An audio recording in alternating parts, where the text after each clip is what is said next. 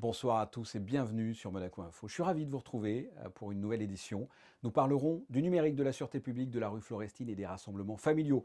Je vous développe tout ça. Monaco vient tout juste de présenter son plan de relance porté par le numérique avec notamment 3 axes. La formation des entreprises, le développement de plateformes locales et un cloud souverain. Pour plus d'éclaircissements, nous serons dans quelques secondes avec le délégué interministériel chargé de la transition numérique, Frédéric Ginta. Les grands rassemblements, notamment familiaux comme les mariages, les anniversaires ou les baptêmes, sont parfois synonymes de foyers infectieux pouvant transmettre le virus. Faut-il ou pas se retrouver en famille? C'est ce que nous avons demandé. Comment s'est déroulé l'été pour les agents de la sûreté publique? En quoi la Covid-19 a fait évoluer le travail de ces policiers? Le virus et l'obligation de porter des masques a-t-il changé la relation entre ces hommes de terrain et la population? Autant de questions et autant de réponses. Pour cela, nous serons avec le directeur de la sûreté publique, Richard Marangoni. Et enfin, de nouveaux locaux pour la direction du travail, le service de l'emploi et l'inspection du travail. Ces services intégreront une villa d'époque située dans la rue Florestine à la fin du mois. C'est ce que vous découvrirez dans un prochain reportage. Je viens de vous le dire à l'instant dans ce sommaire, le gouvernement a annoncé la partie numérique de son plan de relance pour transformer et redynamiser son économie. L'objectif est de placer le numérique au cœur de nouvelles initiatives pour une principauté qui se veut davantage modernisée et à la pointe des nouvelles technologies. Avec nous, dès maintenant, le monsieur transition numérique à Monaco, Frédéric Ginta. Bonsoir. Bonsoir. La transition numérique, nous en avons déjà parlé ensemble à la sortie du confinement. La principauté était en pleine mutation dans ce domaine avant cette crise sanitaire et la Covid-19 a fait faire un bond en termes de transition numérique par la force des choses. Mais ça ne suffit pas, il faut aller plus loin, c'est ça? Le prince a souhaité 2 priorités pour la transition numérique du pays. La première, c'est un État qui soit encore plus efficace et résilient pour offrir des services à la population et aux administrés. Et la seconde, c'est que le numérique soit un axe majeur de la relance économique, à la fois pour aider les entreprises à se transformer, mais aussi pour attirer plus d'entreprises numériques. Et c'est ce que vous venez là de proposer justement avec la partie numérique du plan de relance pour transformer et redynamiser l'économie monégasque. Comment peut-on résumer ce plan, ce nouveau plan? Le gouvernement princier, effectivement, a inclus le fonds bleu dans son plan de relance. C'est un fonds qui est doté de 20 millions d'euros. C'est un effort très conséquent qui est fait par l'État monégasque. On parle de quasiment 500 euros par habitant. Oui, ça s'articule en 3 axes, c'est ça? Exactement, ce D'accord. plan s'articule en 3 axes. Il répond aux problèmes de l'économie monégasque. Aujourd'hui, l'économie monégasque et les entreprises monégasques doivent se transformer. Pour se transformer, elles doivent développer les compétences en interne, mais elles doivent aussi être accompagnées. Donc ce fonds bleu fera 3 choses. La première, c'est qu'il cofinancera la formation, l'équipement, l'accompagnement des entreprises monégasques dans la transformation numérique. Concrètement, ça veut dire une entreprise qui veut apprendre à vendre en ligne, trouver des clients à l'étranger, être plus efficace, maîtriser la signature électronique. Tous ces sujets de transformation numérique, l'État accompagnera les entreprises monégasques pour qu'elles réalisent cette transition avec l'aide des entreprises numériques monégasques. C'est ce que l'on a remarqué, c'est ce que l'on a remarqué justement avec les entreprises qui ont eu des difficultés pendant la crise, effectivement, qu'elles n'étaient pas forcément tournées vers le numérique. Une transition numérique, c'est quand même très compliqué. Il faut savoir son niveau, il faut savoir le potentiel et ensuite il faut s'équiper en termes de compétences internes et également d'accompagnement externe. Donc tous ces éléments sont assez compliqués. Effectivement, la crise a montré que l'entreprise avait besoin d'aide. Le gouvernement se mobilise pour accompagner les entreprises cette transition. Il se mobilise également pour aider à la création de plateformes monégasques pour des besoins locaux. Des besoins locaux, c'est du e-commerce, c'est la livraison de repas à domicile, c'est la réservation de tables de restaurant. Et il sera aussi utilisé pour financer la création de services sur le cloud monégasque. Alors ce cloud souverain, c'est une première en Europe, je crois, qu'un pays comme ça ait son propre cloud. Ça se concrétise, vous l'avez évoqué, mais ça se concrétise comment? Ça se concrétise par la création d'un opérateur, Monaco Cloud, qui va distribuer le cloud monégasque aux entreprises.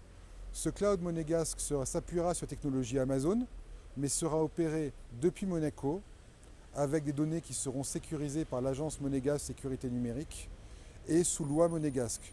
Ce cloud permettra aux entreprises de stocker leurs données, de disposer des logiciels les plus avancés en direct et d'avoir le niveau de sécurité garanti par la MSN. Et Monaco, grâce à la puissance de stockage et la puissance de calcul du cloud, sera prêt à exploiter cette intelligence artificielle au service des monégasques et de notre économie. Alors, on l'a dit, 3 axes. On a parlé du cloud souverain, la formation des entreprises, mais c'est également créer une économie numérique en principauté en lançant la plateforme STO, c'est ça? Il faut me le vulgariser. Pour être encore plus attractif, on a lancé un système de financement numérique pour attirer les entreprises. Je m'explique. Une entreprise souhaite venir en principauté pour lever une somme pour son projet. Ça peut être 5 millions, 10 millions, 20 millions. Aujourd'hui, ces opportunités sont soit des banques avec de la dette, mais elle a beaucoup de mal à avoir accès à la bourse. Parce que la bourse, pour des montants beaucoup plus élevés, et c'est quand même très compliqué. Aujourd'hui, grâce à une technologie basée sur la blockchain, cette entreprise peut venir en principauté, demander au gouvernement princier de donner son visa, et si le visa est accordé, sur des critères de respectabilité, sur des critères de cohérence du projet de l'entreprise avec les valeurs monégasques et les valeurs souhaitées par le prince, l'entreprise peut ensuite émettre des jetons virtuels en échange de vraies actions. Elle passe un contrat, si vous voulez, grâce à la blockchain avec ses actionnaires, de manière très simple, pour les rémunérer en échange d'un investissement. Quelque part, c'est une plateforme de financement qui, grâce à des technologies, rendra très simple le fait de lever des fonds et de pouvoir se financer en échange de revenus futurs avec des actionnaires. Le numérique au quotidien en principauté, ça passe aussi par l'éducation avec un projet que vous avez appelé le collège numérique. Cette année, nous souhaitons vraiment, et la crise du Covid nous a confortés dans cette approche, que le collège, les collégiens, aient une expérience numérique. Ça veut dire qu'ils seront équipés de tablettes, ça veut dire qu'on va s'occuper notamment du poids des cartables, tous les manuels seront numérisés, ça veut dire que le professeur dans la classe pourra bénéficier d'outils, de vidéos en direct et communiquer avec les élèves. Ça veut dire qu'après la classe, les élèves pourront travailler avec des exercices dédiés, avoir des corrections plus rapides. Ça veut dire que les professeurs pourront créer du contenu numérique dans EduLab, que nous avions inauguré en lien avec le Prince, pour vraiment offrir la meilleure expérience pédagogique. En fait, on ne change pas la pédagogie, on l'augmente. Et enfin, en ce qui concerne l'administration, l'été prochain, les Monégasques devraient avoir une identité numérique. Qu'est-ce que c'est, Frédéric Ginta? Une identité numérique, en fait, c'est une identité régalienne donnée soit par la mairie pour les Monégasques, soit par la sûreté publique pour les résidents, et qui permet en fait d'être identifié d'abord par l'administration, puis par les entreprises privées. En fait, ça permet deux choses. Ça permet que lorsque je me connecte à des services publics, je n'ai pas à redire plusieurs fois qui je suis. Je me connecte une fois et si je partage mes informations, l'État est au courant que c'est moi, ne me demande plus de justificatif d'identité. On sait à quel point pour les Monégasques et les résidents, photocopier le passeport, photocopier la carte d'identité est quelque chose de très pénible. Et en même temps, ça va me permettre, moi en tant qu'individu, d'avoir une signature probante, d'avoir une signature au plus haut niveau de sécurité pour signer des documents, signer des contrats. Et puis pour rassurer peut-être les téléspectateurs, hein, lorsque l'on regarde comme ça des films futuristes, on voit souvent la machine remplacer l'humain. Comment vous la voyez, vous, cette future société numérique? Comme je viens de le dire à l'instant, ou plutôt que le numérique ne va pas remplacer l'humain, mais plutôt l'accompagner? Le numérique peut soit augmenter, soit automatiser. C'est-à-dire qu'en gros, il peut accompagner et parfois, pour des tâches un peu rébarbatives, il peut automatiser. Nous, le choix qui est fait, c'est que ce soit un numérique, et c'est la volonté du prince et du gouvernement, responsable et humain. C'est-à-dire qu'en gros, le numérique, il y aura toujours des professeurs dans les écoles. C'est eux qui définiront la pédagogie numérique, on ne leur imposera rien. Il y aura toujours des gens pour vous répondre au téléphone ou pour répondre à vos courriers. Le but n'est pas de couper les effectifs. Le but est vraiment qu'aujourd'hui, les gens puissent bénéficier de ce vecteur qui est amené à se développer. Aujourd'hui, le numérique est au service de l'humain et pas l'inverse. Et en aucun cas, ça ne devrait changer. Voilà, le numérique au service de l'humain et pas l'inverse. Frédéric Ginta, merci d'avoir répondu à mes questions. Merci à vous. On retrouve Christina qui nous parle d'un mouvement dans le corps diplomatique de la principauté. Oui, Marie-Pascale Boisson vient d'être nommée ambassadeur de Monaco pour la République de Chine et l'Australie, celle qui fut inspecteur général de l'administration après avoir dirigé le SICFIN succède donc à Catherine Fautrier, nommée ambassadeur à Madrid. Nous en parlions mardi soir avec le directeur du musée d'anthropologie préhistorique. Cette institution propose une nouvelle exposition. Oui, Monarchéo ou l'archéologie monégasque est révélée. L'exposition vient d'ouvrir ses portes aujourd'hui et dévoile des objets archéologiques découverts sur le territoire monégasque. Une exposition spéciale Monaco en 4 langues, anglais, italien, français et monégasque bien sûr, et qui intègre toutes les nouvelles technologies modernes, à savoir datation, séquençage ADN, analyse, reconstitution, hologramme signalétique virtuel et bornes 3D.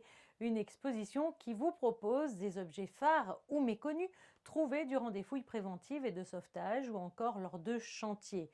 Monarchéo vous propose de redécouvrir l'histoire de Monaco autrement, Fabien.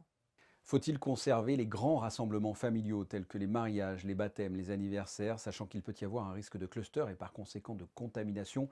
Christine Datomel, vous êtes allée à la rencontre des Monégasques pour leur poser la question. Alors oui, moi je suis plutôt favorable malgré la situation du Covid. Je pense qu'on ne doit pas cesser ce type de rassemblement.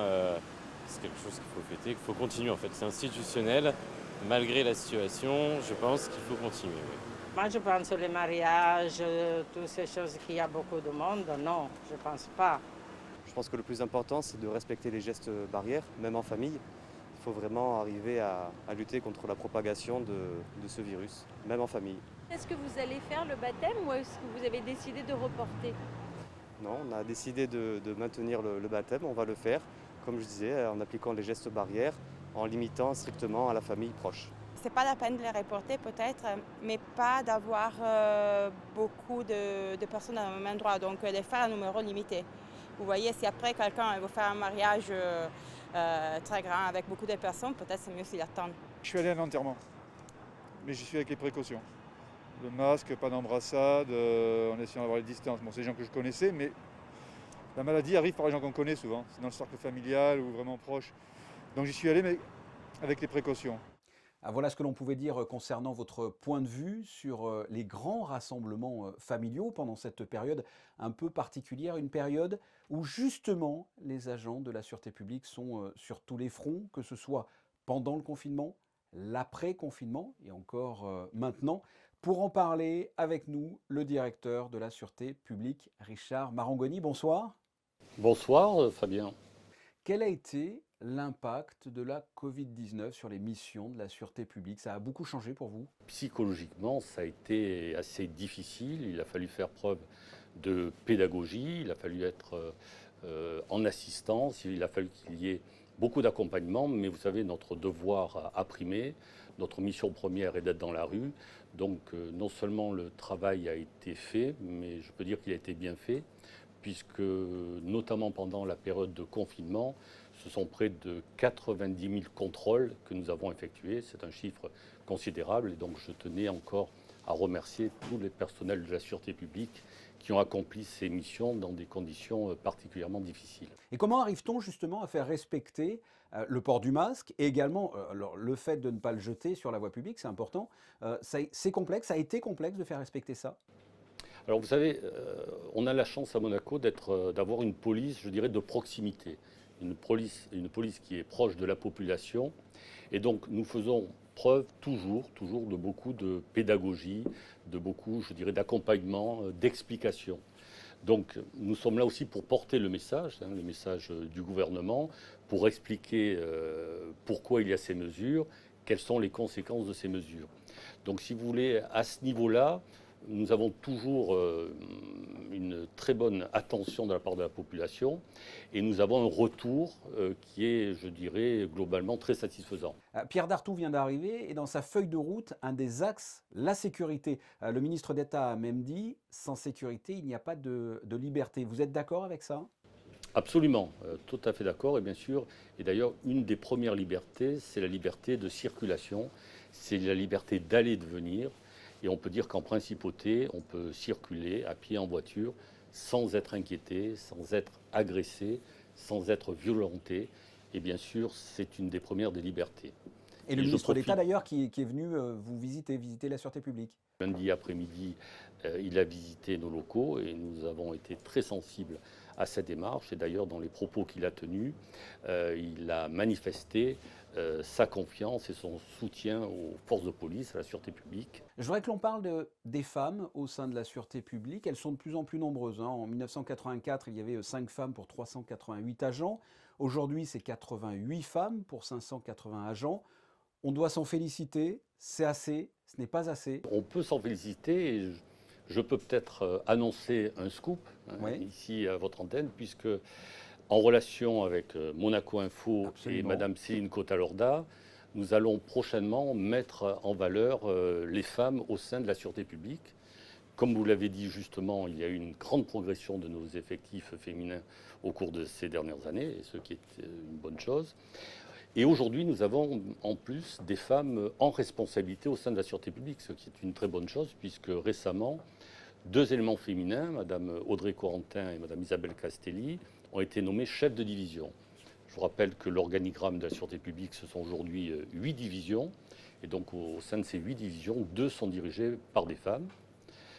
D'autre part, nous avons un certain nombre de spécialités, de spécificités au sein de la sûreté publique. Aujourd'hui, la sûreté publique, c'est plus d'une vingtaine de métiers. Et nous avons un certain nombre de femmes qui exercent au sein de ces spécialités, à l'égal des hommes, avec beaucoup de compétences. Et donc je suis heureux que nous puissions les mettre en valeur très prochainement en partenariat. Sur Monaco Info, effectivement, ça va être un portrait d'une femme de la sûreté publique une fois par semaine. Et enfin, fin octobre, va débuter 3 ans de travaux avec la surélévation des bâtiments de la sûreté publique. Pourquoi? Qu'est-ce que ça va changer? Qu'est-ce qu'il va y avoir de plus dans ces bâtiments? Une partie a été construite au début des années 60 et l'autre partie au début des années 80. Donc ça commence à dater un peu. Ça n'est plus vraiment conforme à nos besoins. Donc cette surélévation, puisque nous allons avoir 3 étages supplémentaires, est pour nous indispensable car nous allons avoir ensuite un cadre de travail assez exceptionnel. Avec des nouveaux services, de nouvelles divisions? Nous allons développer et avoir un vrai laboratoire scientifique. Notre poste de commandement dans lequel nous sommes va être aussi complètement réorganisé avec de nouveaux moyens, avec un développement de la vidéosurveillance, une amélioration des conditions de travail, parce que je vous rappelle que tout se passe ici, que la base opérationnelle se passe dans ce centre de supervision et de commandement. Donc effectivement, nous allons encore pouvoir améliorer sur le plan technique et sur le plan humain beaucoup de nos services. Richard Marangoni, merci. Merci beaucoup. Nous allons nous rendre dans le quartier de la Condamine, dans la rue Florestine, plus précisément, où l'une des grandes villas d'époque s'apprête, après rénovation, Patricia Navarro, à accueillir plusieurs services gouvernementaux.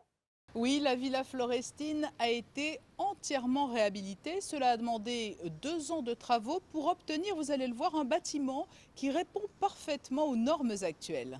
C'est un bâtiment qui date de fin 19e siècle, que nous avons été contraints de réhabiliter et de surélever. Il faut imaginer que c'est un bâtiment qui est très ancien, on avait des planchers en bois et on a été obligé de reconstruire les dalles, les balcons pour permettre justement cette intégration. Le point majeur de cette réalisation se trouve au-dessus de votre tête. Oui, on a pu effectivement mettre une verrière photovoltaïque qui permet d'avoir un apport de lumière considérable dans les parties communes, mais également une production électrique que nous réinjectons directement sur le réseau électrique. La verrière est ainsi composée de 36 panneaux photovoltaïques qui vont permettre de produire un peu plus de 3,5 kg d'électricité par heure. La direction du travail, le service de l'emploi et l'inspection du travail qui vont y emménager étant des services ayant pour vocation d'accueillir du public, il a également fallu rendre le site accessible.